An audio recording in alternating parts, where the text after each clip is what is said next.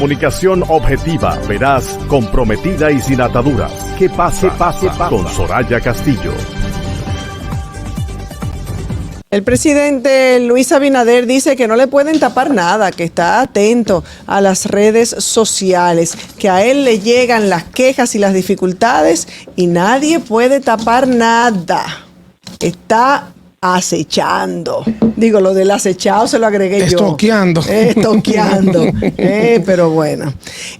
Precisamente, y a pesar de lo que comentábamos hace un momentito sobre el aniversario, el segundo aniversario ya de mandato de este gobierno, el segundo año de mandato de Luis Abinader y del Partido Revolucionario Moderno, tenemos en la línea telefónica al licenciado Raniero Casoni, politólogo, consultor e investigador en gerencia pública, y hemos querido conversar con él para hacerle una preguntita muy puntual. Agradecemos muchísimo que nos dispense estos minutitos. No, para mí es un honor estar con ustedes. Muchísimas gracias, y es muy puntual, dada su experiencia como politólogo, consultor, investigador. Si pudiéramos resumir solo en 3 puntos, aciertos y desaciertos en un gobierno que en 2 años ha generado muchas situaciones de escándalo y ha tenido que enfrentar diversas situaciones. Si pudiéramos destacar 3 virtudes o 3 aciertos de este gobierno a 2 años y 3 retos importantes que deba perseguir o alcanzar en estos 2 años que le quedan. Bueno, los primeros 3 aciertos que vamos a decir, el primer punto es el tema de la pandemia. ¿Cómo ha sido enfrentado el tema de la pandemia? Hay algo que hay que reconocer que ha sido exitoso en ese sentido, porque ha logrado, digamos, paliar las consecuencias de una situación que a todos tomó por sorpresa. Y hay que reconocer que el tema de las vacunas y el tema de la atención ha generado todo un reconocimiento internacional al que ha sido el gobierno de Luis Abinader.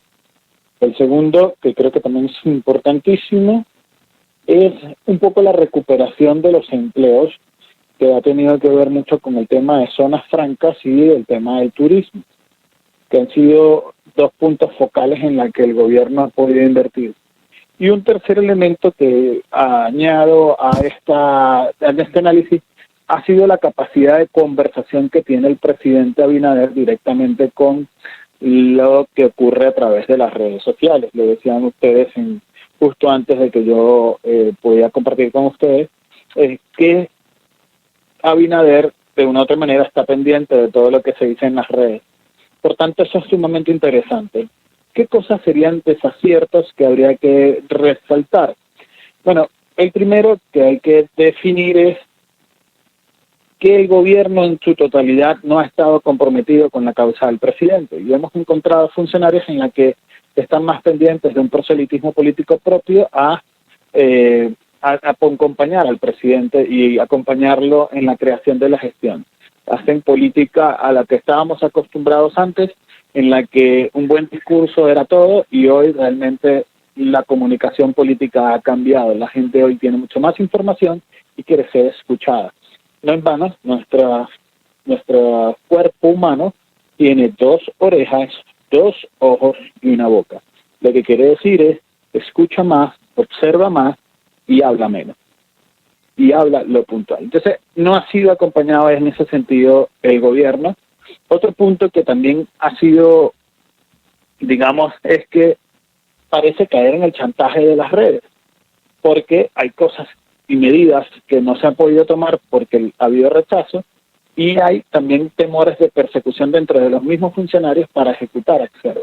Decíamos hace un momentito que es un gobierno populista, que está pendiente de lo que va a poner bravito a la ciudadanía para entonces o retirarlo o no atreverse, como por ejemplo la reforma fiscal. Lo que pasa es que en términos politológicos decir populista es como digamos el tema de la demagogia. Aquí está como más atado al sentimiento de la reacción de la gente, ¿no? Y de hecho, cuando tú ves la valoración, Luis Abinader tiene una muy buena valoración, él como figura, no así su gobierno. Entonces, es un tema de análisis esto. Y un tercer elemento que parece ser positivo, lo es de cierta forma, pero el proceso de judicialización de la política en la que está inmersa hoy, en la que la mayoría de los imputados corresponden a un partido y no a otro, eso ha generado primero una desconfianza de algún modo, y sobre todo ha generado un temor también dentro de sus propias filas del gobierno cuando ve que por cualquier cosa que ocurra y que llegue a las redes sociales, pues los funcionarios han sido destituidos o cambiados. Eso puede ser un desacierto o puede ser un acierto, eso no lo tengo muy claro, eso lo tiene que medir ya la población al final. Lo que sí queda claro es que el presidente no anda con rodeos cuando a reputación se refiere. Y la reputación para el gobierno es un factor fundamental. ¿Y cuál es el reto principal que entiende usted que el presidente o que este gobierno debe atender, debe abocarse a partir de estos 2 años? Bueno, lo primero es que tiene 3 retos, ¿no? Reto de obras, de infraestructuras, que no ha habido una obra de infraestructura en este punto que sea propia de la génesis del gobierno de Abinader, sino viene más bien inaugurando procesos anteriores. Y aquí pero son 2 años. El plan de obras, que entiendo parece ser bastante ambicioso, y vamos a verlo en los próximos 2 años.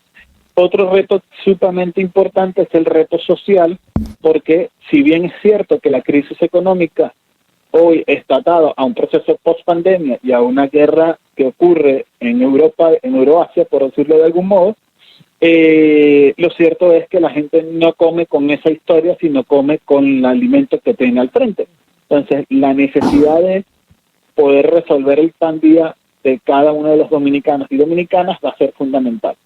Y un reto electoral que ha estado corriendo solo el gobierno, sin mucha oposición, más allá de la presencia de Leonel Fernández, porque el PLD ha estado en un proceso interno en el que todavía no le ha hecho contrapeso frontal al gobierno por no tener una figura de peso. Entonces ha dejado a Leonel en el camino solo, y Luis Abinader se ha concentrado más en gobierno, porque también hay que decirlo, no se ha dedicado a la campaña como tal.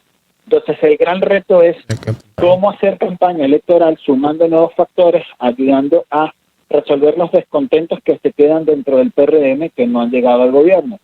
Cómo sumar nuevas fuerzas políticas para sumar ese 50% necesario para irse en primera vuelta, y cómo va a resolver, cómo va a entrar el gobierno, más que el gobierno, cómo van a entrar estos funcionarios dedicados más a una proyección personal, más que a apoyar al gobierno, cómo cogen líneas para dedicarse a gobernar, pero también para ganar popularidad en favor del presidente.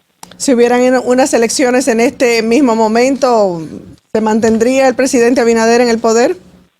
Sin lugar a dudas, porque no, a pesar de que Leonel Fernández tiene una alza importantísima, no menos cierto es que la estructura electoral aún no la tiene. Entonces ahí todavía Luis pudiera... O sea, que gana porque no tiene competencia. Y en el 22 no podemos seguir hablando de Leonel. Ahí, mi hermano, hay que cerrarlo. Caramba. Para mí, yo más adelante voy a... No, bueno... Hay que cerrar el programa. Bueno, ahí está.